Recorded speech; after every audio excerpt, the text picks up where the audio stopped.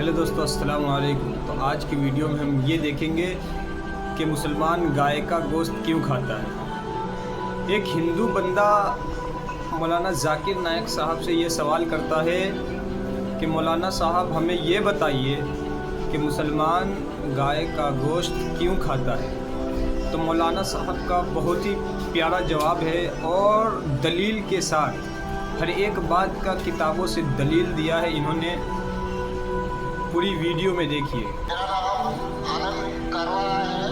मैं bike profession किए हूँ। मैं डॉक्टर जाकिर साहब को दुबई से जानता हूँ। वहाँ पे मेरा एक बेचारे को सही से बोलना नहीं आ रहा, लेकिन जो भी सवाल किया उसका जवाब देखिए क्या मिला। मुस्लिम फ्रेंड था, उसने आपके बारे में मुझे बताया था। मैं आपका शुक्रिया अदा करना चाहता हूँ कि आपने इस्लाम के बारे में बहुत सारी भ्रांतियों को दूर किया है। मेरी मुसलमानों के बारे में जो अच्छी बातें हैं वो ये है कि मुसलमान लोग ज्यादातर झूठ नहीं बोलते हैं। बिल्कुल, मुसलमान झूठ नहीं बोलता। जो सच्चा और पक्का मुसलमान है वो कभी झूठ नहीं बोलता। और बहुत सारी ऐसी बात है जो बहुत अच्छी लगी इस भाई की। देखिए वीडियो में।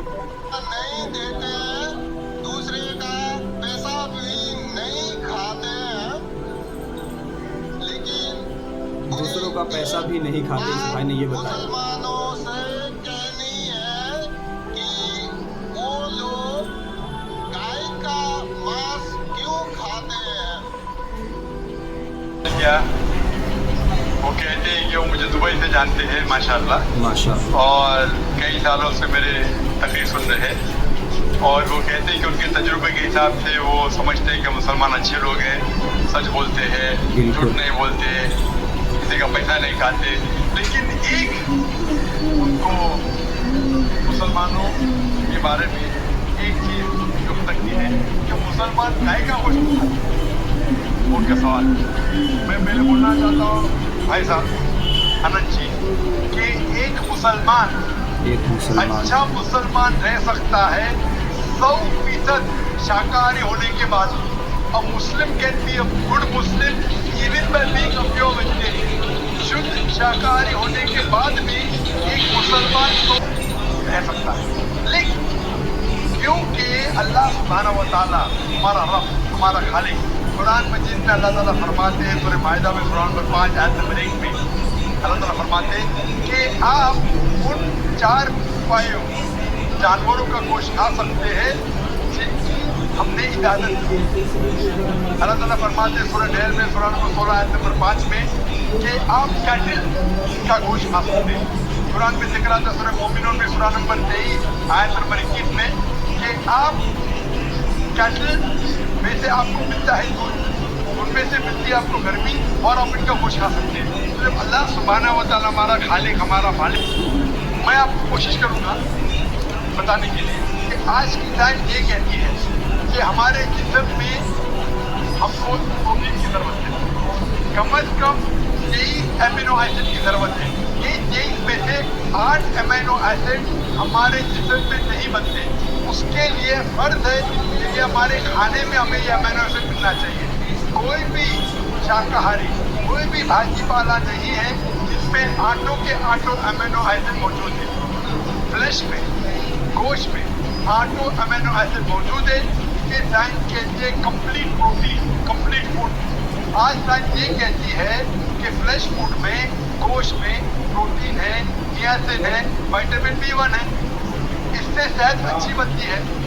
और आज आप देखेंगे जो जानवर जो शाकाहारी होते हैं, जो सिर्फ भाजी पाला खाते हैं, भेड़, बकरी, गाय, आप देखेंगे इन जानवरों के दांत के चपटे हैं, उनके पास भी बड़े सेट ऑफ टीथ है। ये सिर्फ भाजी पाला खाते, गोश्त खाई नहीं सकते। जब आप देखेंगे मांसाहारी जानवर के दांत, शेर मुकर, चीता, उनके नोकीले दांत होते हैं। ये सिर्फ गोश्त खाते हैं, भाजी पाला खा ही नहीं सकते। जब आप अपने दांत आईने में देखेंगे तो भगवान ने, ईश्वर ने, हमारे खालिक ने हमें दोनों दांत दिए हैं, चपटे दांत भी दिए हैं और नोकीले दांत भी दिए हैं। अगर हमारा ईश्वर चाहता था कि हम सिर्फ भाजी पाला खाएं तो नोकीले दांत क्यों दिया? गोश्त खाने के लिए। माशाअल्लाह। आज की साइंस कहती है कि हम जो डाइजेस्टिव सिस्टम है हर्बिवोरस एनिमल का भाई साहब, कुरान से, साइंस से, यानी कि हर तरीके से इस बंदे को जवाब मिल गया कि गोश्त क्यों खाते हैं, गोश्त क्यों खाना चाहिए। बकरी के वो सिर्फ भाजी पाला डाइजेस्ट कर सकते, गोश्त को डाइजेस्ट कर ही नहीं सकते। तो डाइजेस्ट सिस्टम कार्निवोरस एनिमल का है। चीता, शेर बब्बर सिर्फ गोश्त डाइजेस्ट कर सकते, भाजी पाला नहीं। लेकिन हम इंसानों को अल्लाह ताला ने, हमारे ईश्वर ने स्मॉल इंटेस्टाइन भी दिया है, बिग इंटेस्टाइन भी दिया है। हम भाजी पाला भी डाइजेस्ट कर सकते हैं, गोश्त भी डाइजेस्ट कर सकते हैं। अगर हमारा ईश्वर चाहता था कि सिर्फ भाजी पाला खाएं तो हमें ये डाइजेस्ट सिस्टम क्यों दिया जो गोश्त को भी डाइजेस्ट कर सकता है। तो साइंटिफिकली हमारा जिस्म हमारे ईश्वर ने ऐसा बनाया है कि भाजी पाला भी खा सकते हैं, गोश्त भी खा सकते हैं। और बहुत लोगों को गलत फहमी है कि हिंदू मजहब में गोश्त खाने की ममानियत है। भाई आप हिंदू है ना? आपके नाम भाई साहब हिंदू है। हिंदू है ना जी? हिंदू है आप? हिंदू है ना? हिंदू है। हाँ बिल्कुल सही। आपके नाम से लग रहा है आनंद आपका नाम है, आप हिंदू है। आपको गलत फहमी होगी कि हिंदू मजहब में गोश्त खाना हराम है। आप जब हिंदू मजहबी किताब पढ़ते हैं, आपकी मजहबी किताब में लिखा है कि गोश्त भी खा सकते हैं, मांस भी खा सकते हैं और बीफ भी खा सकते हैं, गाय का गोश्त भी खा सकते हैं। आप जब पढ़ेंगे मनुस्मृति चैप्टर नंबर 5 अध्याय नंबर 5 श्लोका नंबर 30 में लिखा है कि भाई साहब,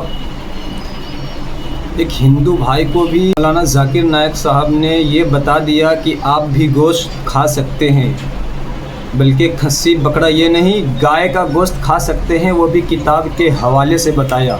सुनिए वीडियो, पूरा वीडियो देखिए। अगर खाने वाले जानवर, अगर खाने वाली मखलूक उस चीज़ को खाती है जो खाने वाली जानवर है तो आप कोई गुनाह नहीं कर रहे, क्योंकि ईश्वर ने कुछ मखलूक को बनाया है खाने के लिए और कुछ मखलूक को खा जाने के लिए। Some to eat and some to be eaten। तो अगर आप खाने वाले जानवर खाते हैं तो गुनाह नहीं कर रहे हैं। लिखा है मनुस्मृति में अध्याय नंबर 5 श्लोका नंबर 21 में कि अगर आप पूजा के लिए जानवर को कत्ल करते हैं तो कोई गुनाह नहीं करते। लिखा है मनुस्मृति में अध्याय नंबर 5 श्लोका नंबर 39 और 40 में कि ईश्वर ने कुछ जानवर को बनाया है पूजा के लिए, सैक्रिफाइस के लिए। तो killing is sacrifice is not killing. तो कत्ल करना पूजा में कत्ल नहीं है। तो मनुस्मृति के मुताबिक आप गोश्त खा सकते हैं।